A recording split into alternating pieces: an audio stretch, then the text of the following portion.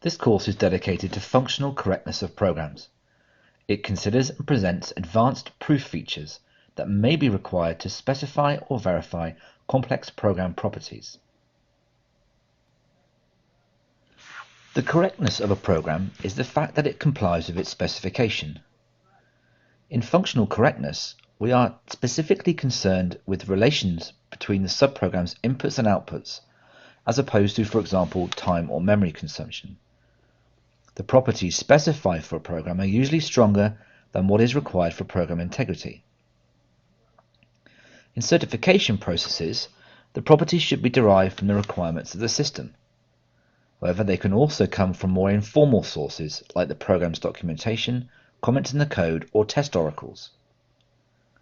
For example, with the code here, to ensure no runtime error is raised when using the result of the subprogram find, it may be enough to know that whenever it is not 0, then it is in the range of A. However, for the program to be meaningful, we may want find to verify more complex properties.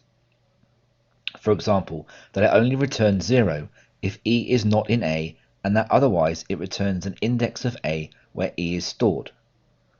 If, like we did for find, these specifications are expressed as contracts and subprograms or packages, then GNATprove can be used to statically verify them. Writing at least part of the program specification in the form of contracts has certain advantages. First, these contracts can be executed during test campaigns. This can improve the maintainability of the code by detecting early discrepancies between the program and its specifications. If they are precise enough, these contracts may be used as oracles to decide whether a given test has passed or failed.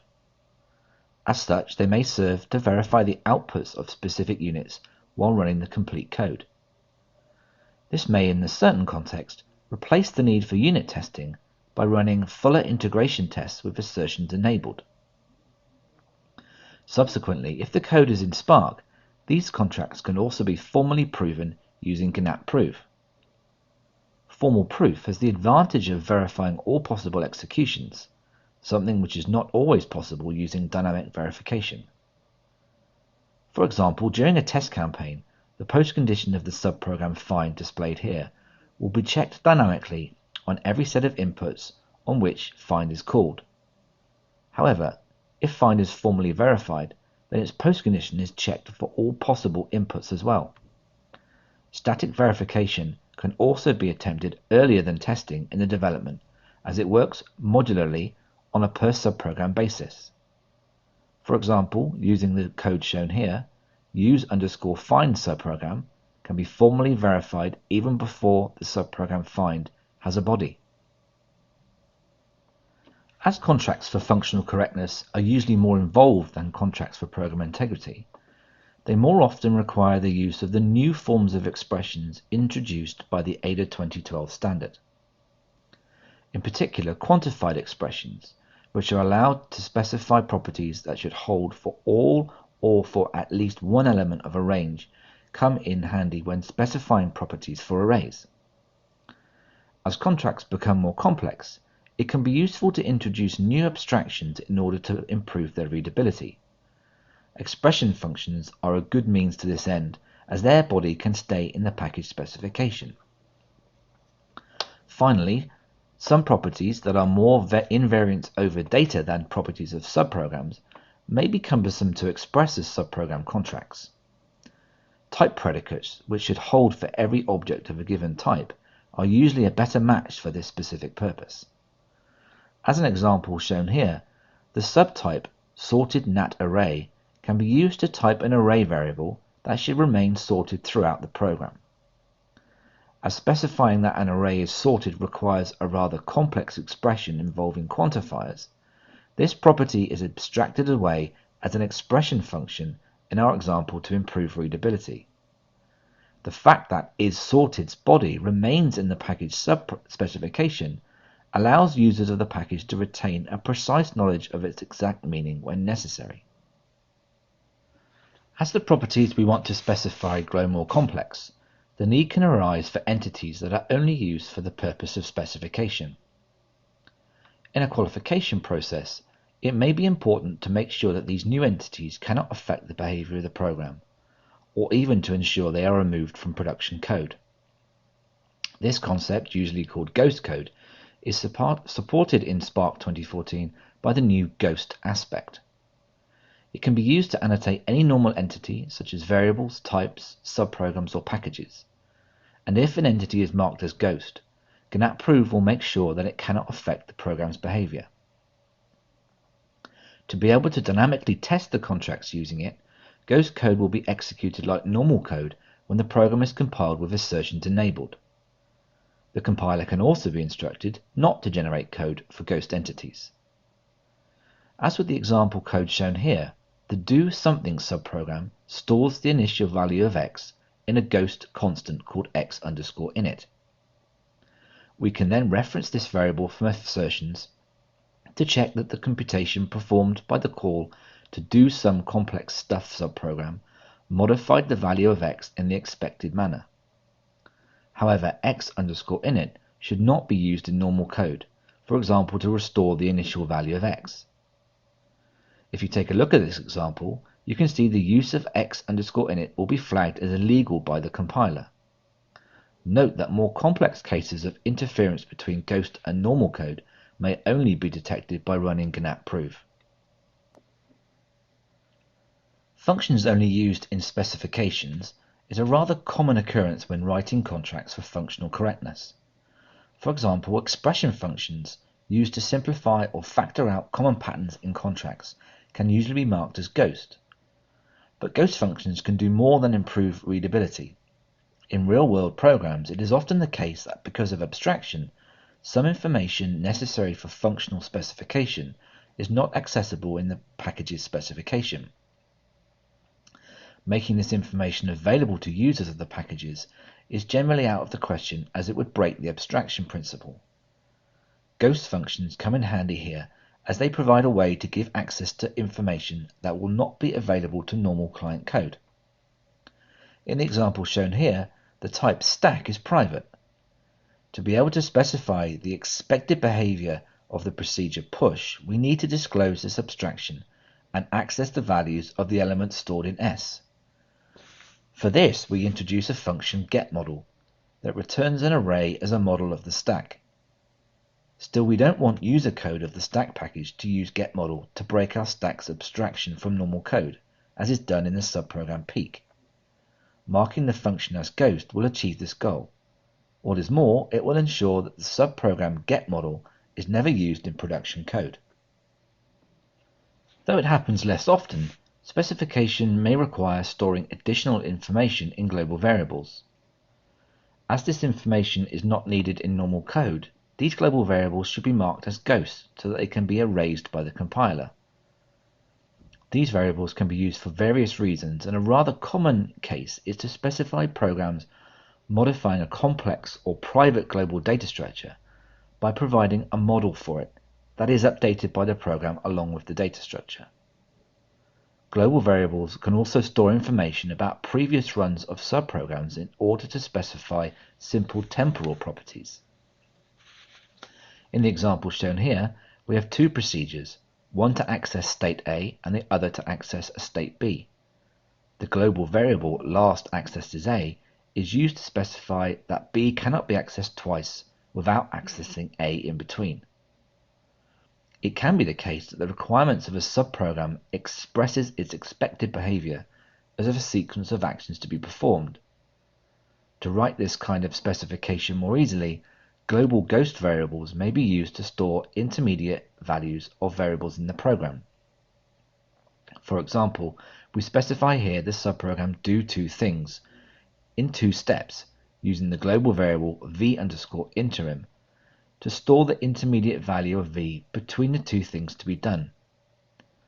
Note that conceptually this usage could be expressed using an existential quantification on the variable v_interim. This cannot always be done in Spark, as quantification in Ada is restricted to for loop patterns.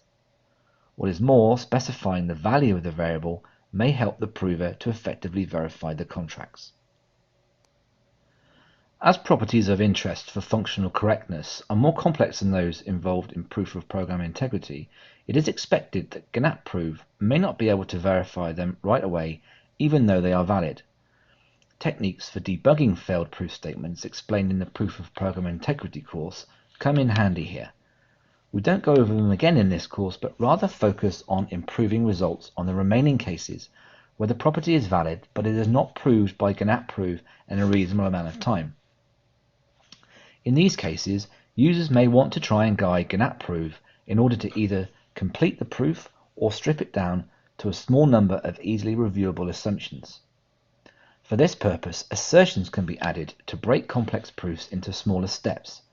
In particular, it may be a good idea as an intermediate step to try and prove a theoretically equivalent version of the desired property where things have been simplified for the prover, for example by splitting different cases up or by inlining the definitions of functions. It can be the case that some intermediate assertions are not discharged by GNATprove, either because it is missing some information or because it gets lost in the amount of information available. Those remaining assertions can then be verified by other means such as testing, since they are executable, or via review. Users can choose to instruct GNATprove to ignore them, either by turning them into assumptions like in our example shown here, or by justifying the check using a pragma annotate. In both cases, the assumption will still be checked at runtime when assertions are enabled.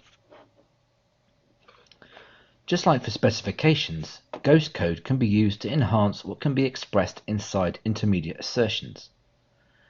In particular, local variables or constants whose only purpose is to serve in assertions are a common occurrence. Most of the time, these variables are used to store previous values or variables or expressions to which we want to refer in our assumptions.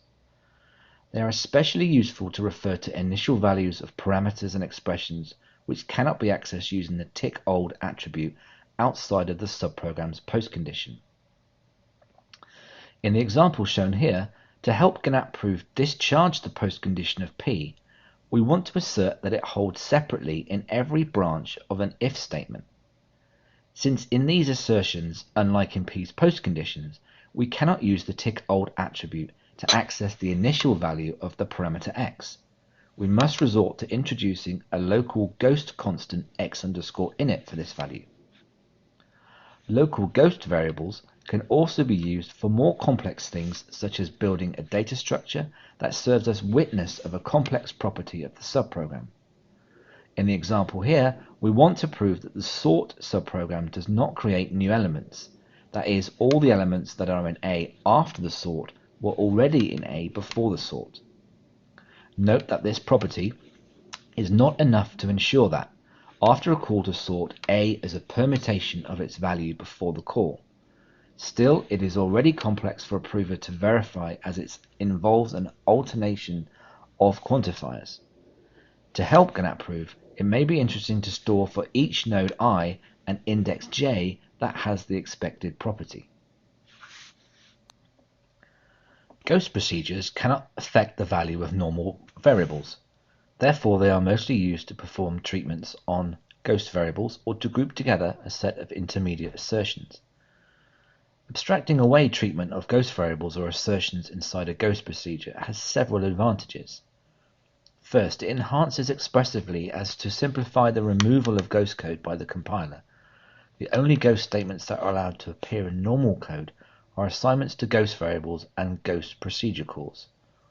As an example here, the for loop contained in increase_a could not appear by itself in normal code. Then it improves readability by hiding away complex code that is of no use for the functional behavior of the subprogram.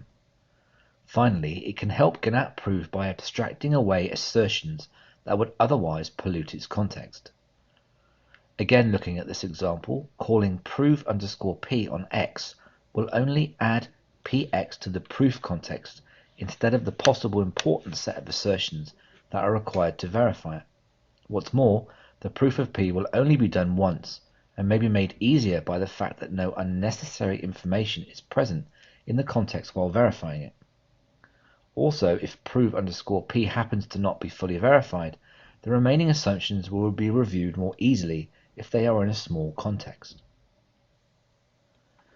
A case in which user annotations are almost always required for GNATprove to complete a proof is when the program involves a loop. Indeed, the verification techniques used by GNATprove do not handle cycles in a subprogram's control flow.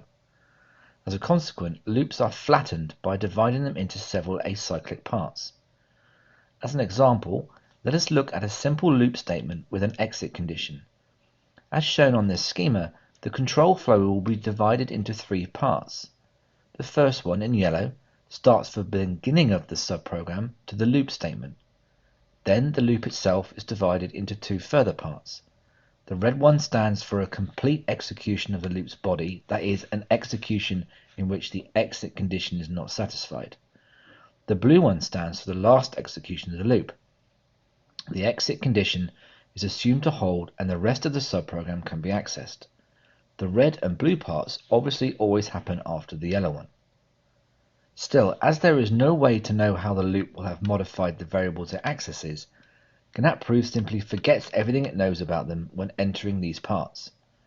Values of constants and variables that are not modified in a loop are of course preserved.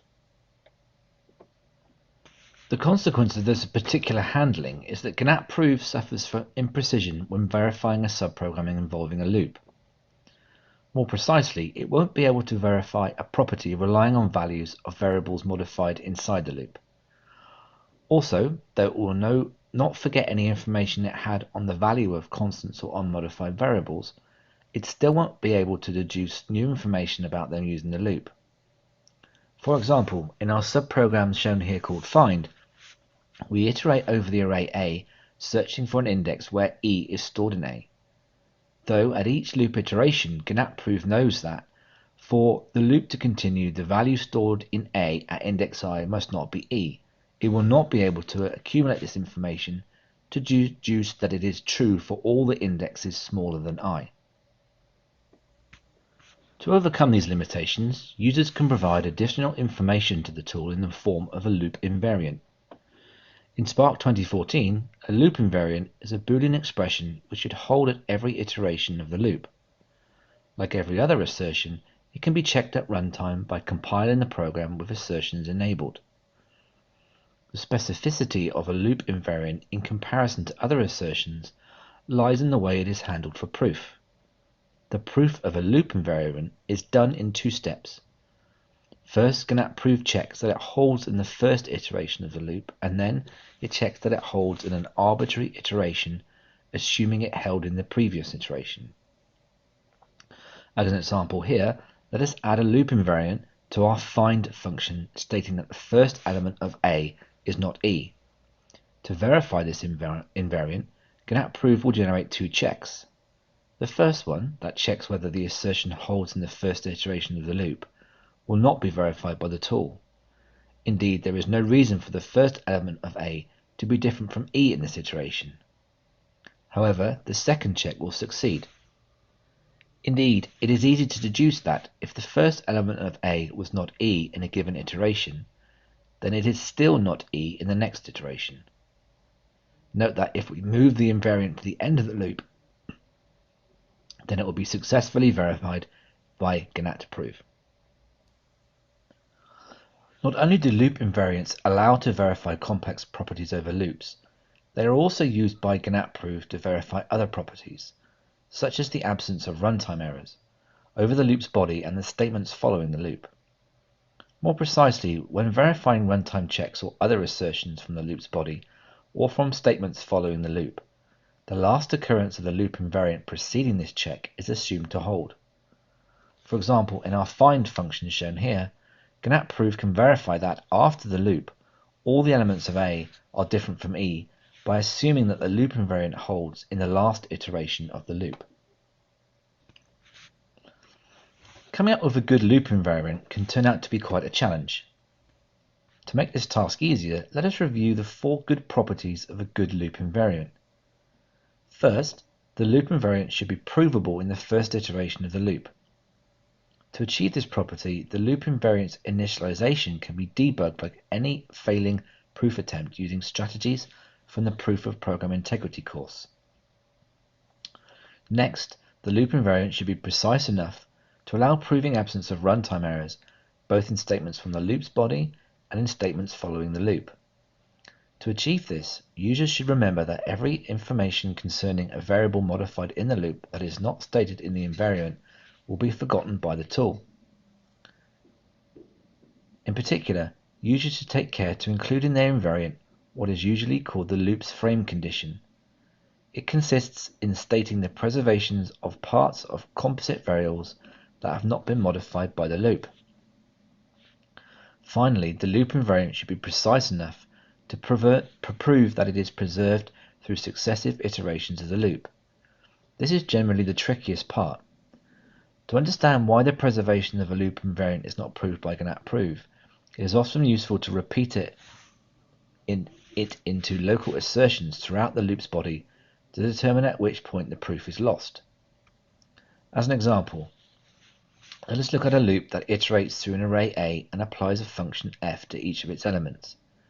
We want to prove that after the loop, each element of the array is the result of applying f to the value that was stored in A at the same index before the loop.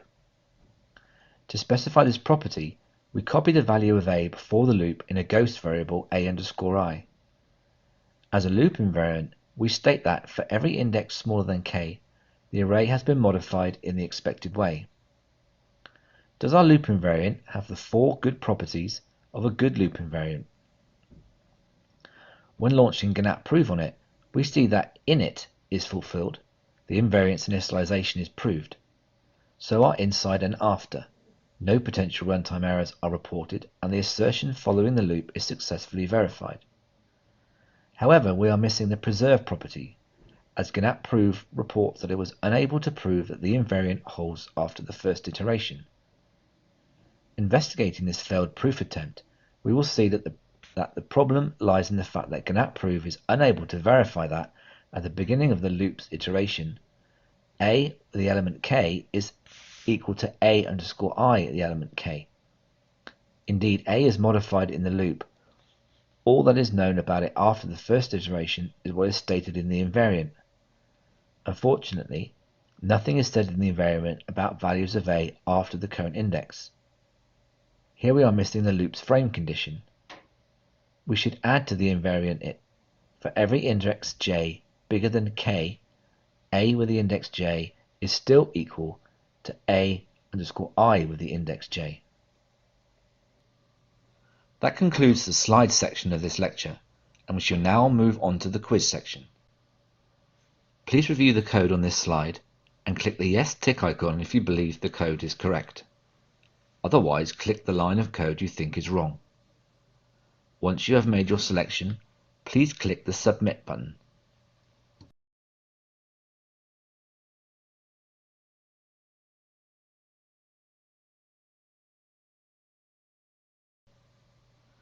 Here is the correct answer to the question.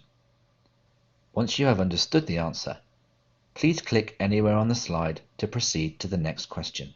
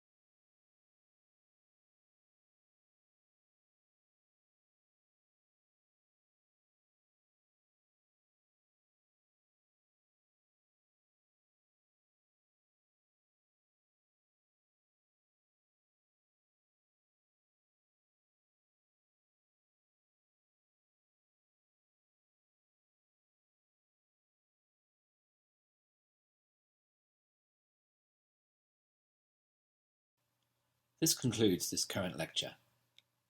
We'd like to welcome you back to the Ada Core University in the future to further your knowledge of Ada programming language and Spark. Thank you for your attendance.